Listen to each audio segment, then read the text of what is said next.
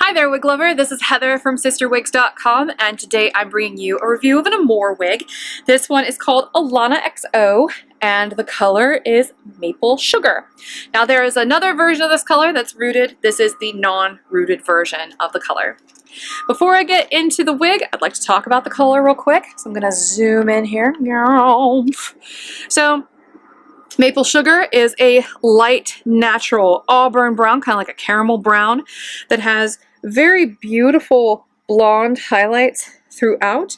The blonde that they use is kind of an ash blonde, so it's a really stark contrast up against that auburn. Very pretty color. Overall, it's very warm, but it's, as you can tell, a really dynamic color, which is why I thought it would look so pretty on a wig with the texture of a mole. Now, full disclosure, the only thing that I've done to this wig is I ran a comb through it. That's it. So, yeah. A mole is 4 ounces.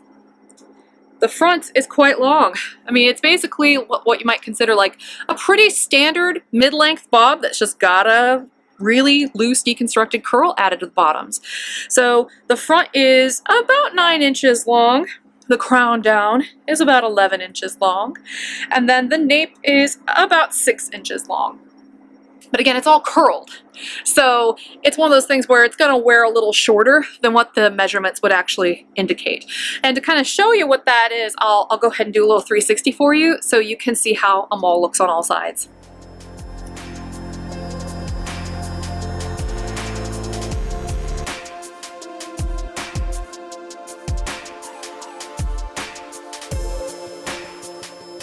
This wig's super cute. It is darling and kind of retro. Did I call it a mole earlier? I might have. This is Alana, and that was a Freudian slip. And if I called it a mole, that's because it reminds me of a mole, which is a Renee of Paris wig. They're made by the same company. This one does remind me a lot of the Amore by Renee of Paris. So, you know, recovery sing. So yeah, but it is a lot like it. And I say that because they've got really similar textures down here. Now, another wig that's really similar to this is actually the Autumn by Henry Margu.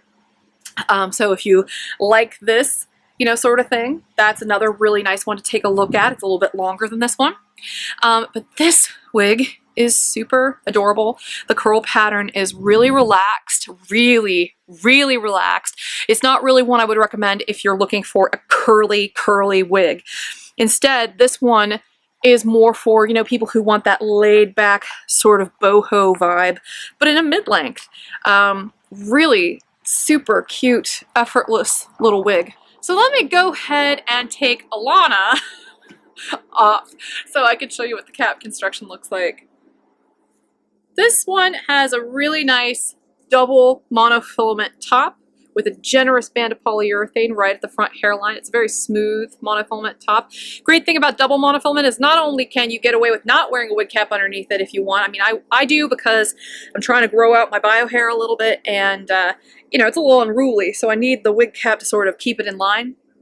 But if you don't have a lot of hair, or, you know, you don't have any hair at all, these are great because they're really nice and smooth, and you don't have to wear a wig cap if you don't want to. It's also, check this out, fully enclosed in the back.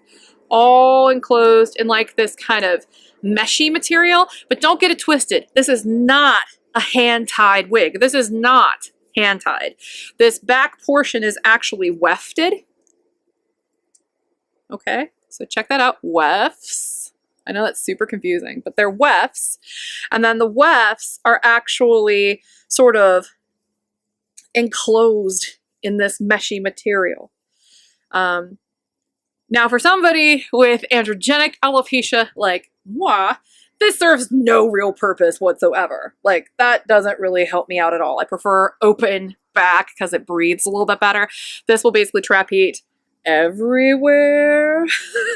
But the good part is if you're the kind of person who's chronically cold and, you know, you constantly feel cold on the top of your head, hi there.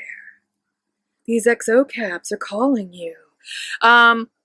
Anyhow, so yeah, this is a great kind of cap for somebody who's got like alopecia universalis, or somebody who suffers from sudden hair loss, like chemotherapy-induced hair loss, or something where you'll lose your hair really quickly, so you definitely feel that temperature change.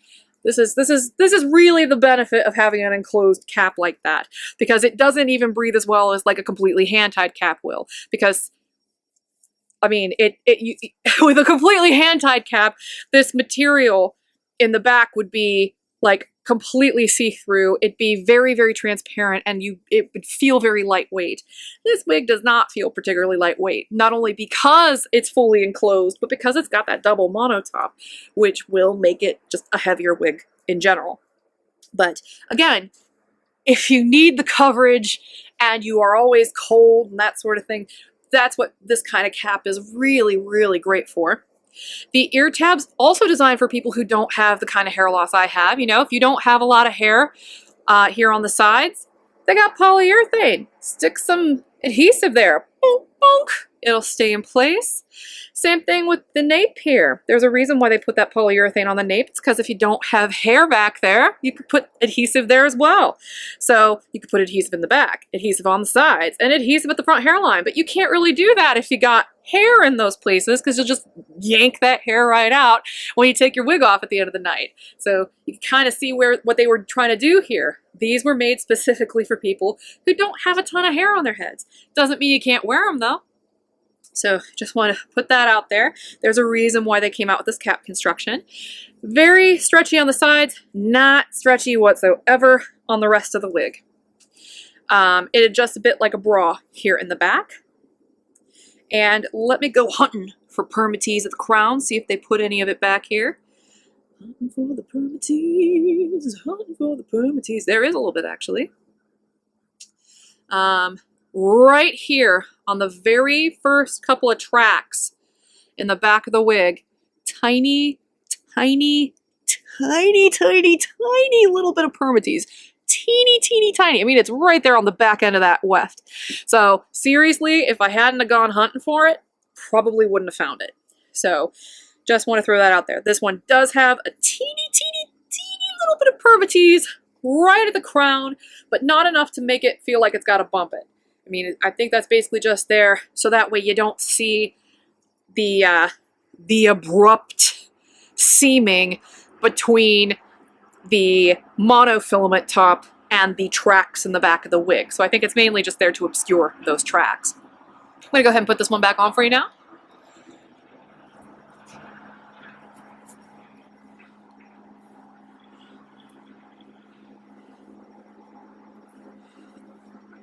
I mean, this is a very cute, effortless little wig. Looks cuter the messier you make it, honestly. I mean,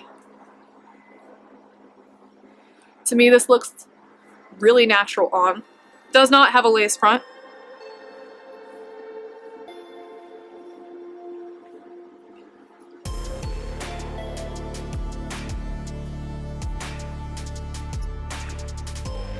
But yeah, cute little wig. So this has been my review of the Alana XO wig, not the Amore, but very similar to the Amore by Renee of Paris. This is from the Amore line, also by Renee of Paris. And the color on this has been the unrooted version of the maple sugar. Very pretty, sort of light caramel auburn brown with beautiful ash blonde highlights. I'm Heather from CysterWigs.com. If you like what I do here, please check out my wig store.